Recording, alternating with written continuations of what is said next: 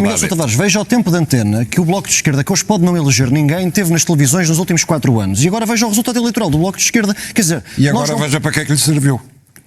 Então, é isso que tem que dizer às televisões, é que afinal não serviu para nada. Calorosas saudações, e se olharem para a imagem, veem Sebastião Bugalho a apontar assim um dedo, que é o número de likes que cada pessoa consegue meter neste vídeo. Muito curioso. Portanto, meus amigos, metam like no vídeo e subscrevam o canal para chegarmos aos 190 mil subscritores. Para lá caminhamos, faltam 2 mil e tal subscritores. Fantástico, obrigado a todos pelo apoio. E partilhem também o vídeo nas vossas redes sociais. Relembro o código SOUSA10 para usarem na Prozis para terem 10% de desconto no segundo link da descrição ou simplesmente quando fizerem compras no site. Ora, ontem foi dia de eleições, como é óbvio, e eu queria trazer aqui este excerto, alguns momentos do debate que Sebastião Bugalho teve com Miguel Sousa Tavares e também com Sandra Felgueiras sobre a abordagem da comunicação social versus a realidade e os comentadores e as redes sociais no contexto mediático nos dias de hoje. Portanto, vamos ver.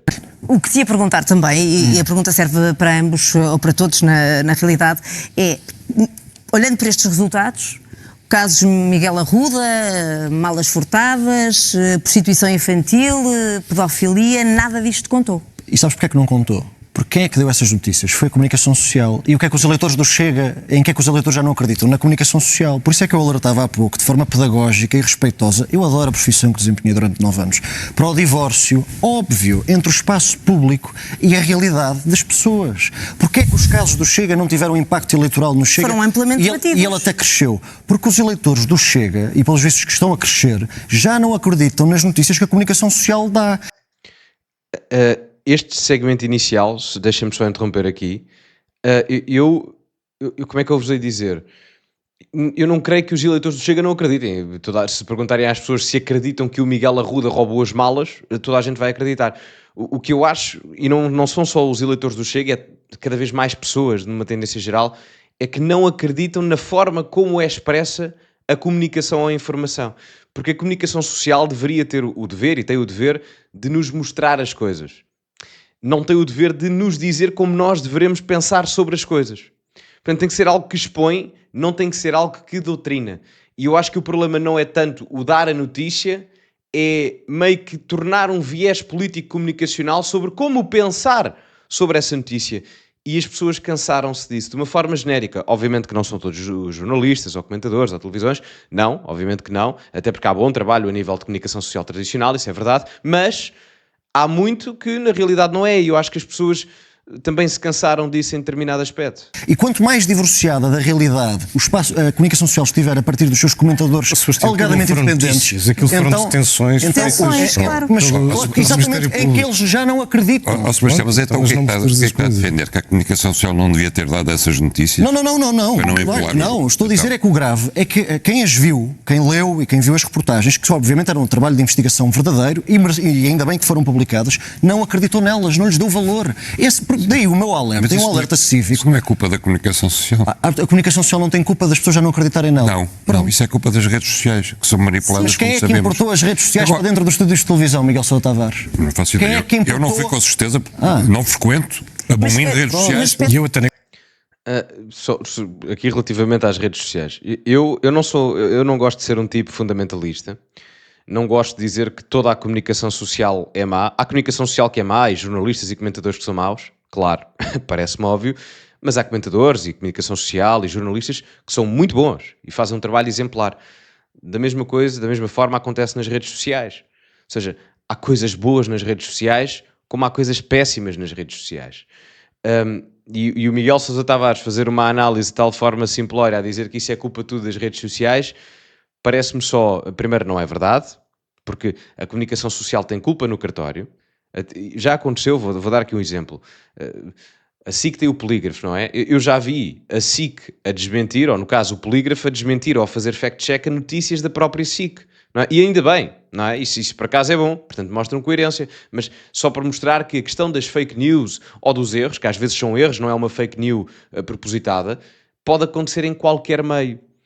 E eu acho que a comunicação social em geral, em Portugal, ao contrário do que acontece em outros modelos de países, por exemplo nos Estados Unidos, em que encontraram uma espécie de simbiose interessante entre os novos mídias e os meios tradicionais, não, acho que se tenta fazer aqui uma espécie de rivalidade que eu acho que acaba por não ser proveitosa nem para uns nem para outros, porque faz parte do reinventar do processo da comunicação social adotar novas estratégias. Um exemplo disso é a rádio. A rádio hoje em dia teve um rejuvenescimento brutal graças às redes sociais. Aliás, os podcasts mais ouvidos de Portugal são podcasts de rádio. Se não estou em erro, da Joana Marques, enfim, não vos tenho a mixórdia de temáticas do Ricardo Luz Pereira, enfim, mas pela via digital. Ou seja, eu estou só aqui a dar exemplos de como a simbiose é possível. E esta caracterização pejorativa só das redes sociais acho que é só ridícula e claramente de quem não conhece o meio. E nota-se porque ele diz que não está e nunca esteve, e portanto, nota-se. Concordo com uma coisa que o Sebastião há bocado disse, mas concordo com esta. Não concordo que as televisões têm que agora fazer aqui um ato de contrição. Quer dizer, o facto de Luís Montenegro ter tido uma vitória muito grande não significa que os temas da Spino Viva não fossem assunto. Não foi isso que eu disse. Sim, tudo bem. Uma coisa é escrutínio, outra coisa é ativismo. E se nós pusermos uma... comentadores, sim, mas eu aceito essa... É olhar para o mapa do país e ver a esquerda tem quantos deputados, e é olhar para o mapa das televisões e ver a esquerda tem quantos comentadores. Isso não significa... É só isso. Repara, o que é que Luís Montenegro faz? É só isso. Ele... Pois. Não, só faltava agora que os resultados das eleições também determinassem a opinião dos comentadores. Não é a opinião dos comentadores, é a representatividade. 33% a favor da AD. Representatividade. Não, Vais escrutinar os meus comentários a ver se 33% são a favor da AD. Veja o tempo de antena que o Bloco de Esquerda, que hoje pode não eleger ninguém, teve nas televisões nos últimos 4 anos. E agora veja o resultado eleitoral do Bloco de Esquerda. Quer dizer, e agora veja para que é que lhe serviu. Então, é isso que tem que dizer às televisões, é que afinal não serviu para nada. Aí é bem. Que estouro. É que, reparem, é sabido que a esquerda tem muito domínio cultural em Portugal e isso acaba por se repercutir na comunicação social. Se quiserem, em termos comparativos, vamos fazer aqui um exercício. Quantos comentadores da família ideológica do Bloco de Esquerda existem na comunicação social tradicional e quantos comentadores da família ideológica do Chega existem na comunicação social tradicional?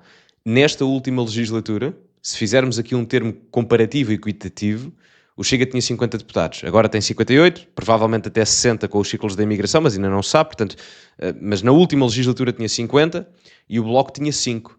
Ou seja, o Bloco de Esquerda tinha 10 vezes menos deputados do que o Chega. A nível de representatividade da comunicação social, e eu acho que toda a gente concorda que deve haver uma representação do ponto de vista ideológico equitativa daquilo que é o Parlamento, em termos do comentariado, da opinião e dos jornalistas na comunicação social, há mais 10 vezes comentadores da direita, em termos da família ideológica da zona do Chega, na televisão do que há do Bloco de Esquerda? Não há. Eu arriscar-me a dizer que há mesmo mais comentadores da ala ideológica afeta do Bloco de Esquerda do que propriamente do Chega. Isso poderia ter uma justificação há 4 ou 5 anos atrás devido ao recente aparecimento do Chega. Mas o Chega, apesar de ser um partido novo, tem 5, 6 anos, não é? Já há algum tempo para haver alguma inclusão dentro do ponto de vista de comentariado. E no meu ver, obviamente, eu acho que a comunicação social só acaba por perder com isso. E não é só a comunicação social, eu acho que toda a gente do mainstream, se quiserem colocar assim, até os partidos do Bloco Central e os partidos em geral, acabam por perder por tratar o Chega de forma diferente. Porque as pessoas que votam no Chega, e até algumas pessoas dentro do Chega, são pessoas comuns, normal, não é? Portanto, não são só taberneiros, não são só barraqueiros, porque o que muita gente pensa é que quem está nas televisões, na elite, a nível mediático e político, são tudo uma cambada de betos que não sabem os problemas da vida real porque estão num estúdio com ar-condicionado, não têm que passar por zonas perigosas para ir para casa, para ir para o trabalho, não têm que se preocupar com a questão de ter vaga na escola pública para os filhos porque há muita imigração, não têm que ir ao hospital público e, portanto, os incrementos a nível migratório podem dificultar o acesso e, portanto, vão ao privado, não têm esse problema. Portanto, há aqui uma disparidade na ótica da vivência social e na percepção dessa mesma vivência social que acaba por não ser bom nem para um lado nem para o outro, porque há um desentendimento e se há esse desentendimento, e Portugal é dos países que ainda mais confia, apesar de tudo, na comunicação social, acho que é até mesmo o país da União Europeia que ainda confia mais na comunicação social, isso acaba por criar estigmas e fraturas de dinâmica de pouca coesão social, o que não é vantajoso, como devem imaginar. Portanto, eu gosto mais de ter um diálogo construtivo do que propriamente destrutivo. E acho que o Sebastião Bugalho aqui aponta é um bom pontapé de saída para isso, diria eu.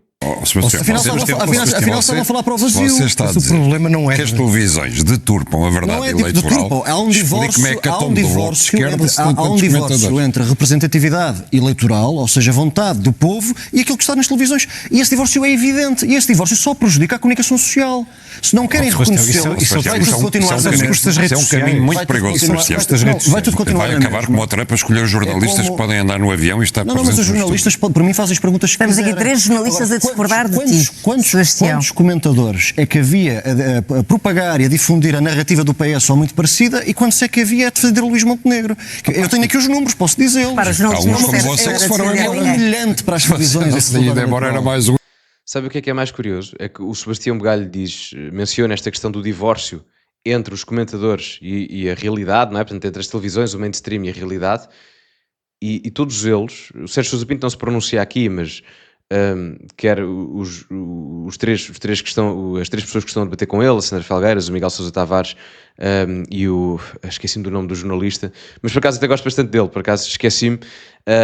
Peço desculpa, não me recordo, isto foram muitas horas em live e de trabalho no dia de ontem, estou um bocado cansado, mas enfim, os três intervenientes acabam por determinada forma, mais o Miguel Sousa Tavares, acabam por comprovar um pouco aquilo que o Sebastião Bugalho está a dizer, que há esse divórcio, não é? Porque há muita gente que vai ver isto e vai concordar com o Sebastião Bugalho, poderá não concordar a 100%, mas vai perceber o que é que ele está a dizer claramente, e isto que ele diz tem claramente um fundo de verdade. Eu hoje ouvi uma comentadora também, creio que foi de manhã, se não estou em erro, Margarida Davim, a dizer que este divórcio, ela não usou este termo que o Sebastião Bugalho utilizou, mas também a ter uma narrativa neste aspecto. E já não é a primeira vez que ela tem este tipo de discurso, até porque eu lembro-me de ouvir há 2, 3 semanas, 4 semanas, a mencionar que isto a continuar assim e a dar com o Ventura a primeiro-ministro daqui a uns anos. E a tendência é essa na Europa, atenção. Portanto, tem que haver um reinventar. As coisas, se não se reinventarem, não fizerem um rebranding e não aceitarem novas dinâmicas sociais, acabam por cair no esquecimento, todas elas. E eu acho que é isso que tem que haver de um ponto de vista social em termos da reflexão mediática tradicional em Portugal. Há bom jornalismo e há bom comentário político, mas há mesmo, com o qual eu concordo e com o qual eu discordo. Há boas análises, há bom conteúdo, mas parece-me que às vezes há uma tentativa de doutrinação muito superior a uma tentativa de informação. E não é isso que as pessoas querem. Por isso é que se viram para outros núcleos de comunicação e de socialização, nomeadamente as redes sociais. Porque aí a doutrinação acaba por ser intrínseca, ou seja, parte do próprio indivíduo, do próprio criador da mensagem. Há uma espécie de possibilidade de comunicação bidirecional que não acontece aqui. Eu acho que tem que haver uma reflexão nesse sentido, caso contrário, a dinâmica vai continuar a ser muito mais na ótica do Sebastião Bugalho do que na ótica oposta ao Sebastião Bugalho. É humilhante. Mas tudo bem, continuem, porque depois de estarem descapitalizados do ponto de vista financeiro, porque o jornalismo já está a passar uma crise, que é não há dinheiro que o sustente como negócio, querem descapitalizar-se do ponto de vista da credibilidade. Bem, não vamos levar a conversa para aí, até porque Não é das redes sociais. efetivamente o jornalismo tem o seu papel, que é contar aquilo que se passa. O passo seguinte disso é dizer o governo agora só põe publicidade institucional naqueles canais de televisão, naqueles órgãos de informação. Sim, esse comentário pode levantar a ideia de que vamos passar aqui a um regime de controle da comunicação social, que também não é desejável. Mas é assim, eu não estou a dizer que a comunicação social toda é controlada pelo governo, mas a comunicação social desde a altura da pandemia recebeu vários financiamentos, do ponto de vista de capital financeiro mesmo, do governo. E há aqui uma coisa que se levanta em termos de questão: quem financia tem sempre poder, não vamos ser ingênuos. Portanto, é legítimo questionar que, a partir do momento em que a administração pública coloca financiamento até em meios de comunicação social privados, é legítimo claramente questionar a independência desses mesmos meios, já que o agente político, o governo, tem poder financeiro sobre eles, porque estamos a falar de um financiamento. Portanto, é claramente legítimo questionar isso. E atenção, eu digo isto à Sandra Felgueiras, que é alguém que eu admiro mesmo e tenho muitíssimo respeito e gosto imenso do seu trabalho por tudo o que já fez para uma sociedade mais escrutinada e, a meu ver, melhor em Portugal. Mas a realidade é essa, não é? Portanto, houve inicialmente os 18 milhões de euros dados pelo governo de António Costa, depois, posteriormente, creio que foram os 55 milhões, corrijam-me se estiver errado, por parte de Luís Montenegro. E porquê? Porque há dificuldade de financiamento no modelo de negócio de alguma, não toda, obviamente, voltamos à mesma questão, não vamos ser fundamentalistas, de várias organizações de comunicação social. Há notícias disso, não é? Há revistas tradicionais a fechar, até alguns canais de televisão com algumas dificuldades, isso é mencionado. Portanto,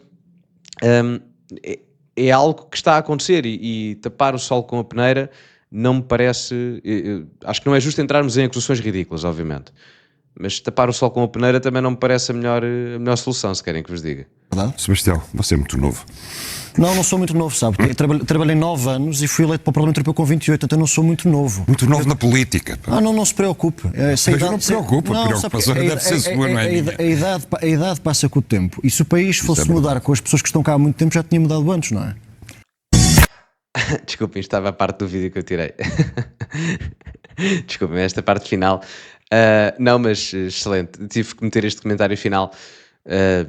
Acho que o Sebastião Bugalho tem uma opinião muito lúcida, equilibrada, ok? Não entramos aqui em radicalismos, como eu vejo, por exemplo, no Miguel Sousa Tavares, que é: eu abomino totalmente as redes sociais. Se entrarmos no outro espectro, eu abomino totalmente a televisão. Há televisão boa, não é? Portanto, temos aqui a Sandra Felgueiras, eu mencionava que é uma excelente jornalista. A Ana Leal, eu acho que é uma excelente jornalista. O João Paulo Marinheiro é um excelente jornalista, a meu ver. Portanto, há exemplos de vários jornalistas, estou aqui a dar, podia mencionar mais, mas mas podia dar mesmo, se quiserem. O José Rodrigues dos Santos, também gosto. Portanto, enfim, o Sebastião Bugalho era jornalista, portanto também é um bom exemplo disso. Portanto, há vários exemplos de bons jornalistas que existiram e existem em Portugal. Agora, nós não podemos ser, por um lado, benevolentes à crítica à comunicação social, porque ela tem claramente que existir, porque há um divórcio, vamos usar essa expressão, entre a realidade comum e a realidade da elite mediática, e ao mesmo tempo também não podemos diabolizar os dois mundos, quer seja só a televisão ou só as redes sociais, porque isso primeiro não é verdade. Há coisas boas e coisas más em todo o lado. E ao mesmo tempo, parece-me que estamos um bocado atrasados na dinâmica entre novos mídia e mídia tradicionais, coisa que nos Estados Unidos é uma simbiose muito comum. Aliás, se vocês forem ver até a nível político, etc., quem cresceu até nas redes sociais e afins, e não só, faz muita participação em simbiose quase com canais de televisão, Fox News, CNN, MSNBC. É muito comum verem isso, bastante comum até, e está tudo ok. Não há propriamente um divórcio nesse aspecto.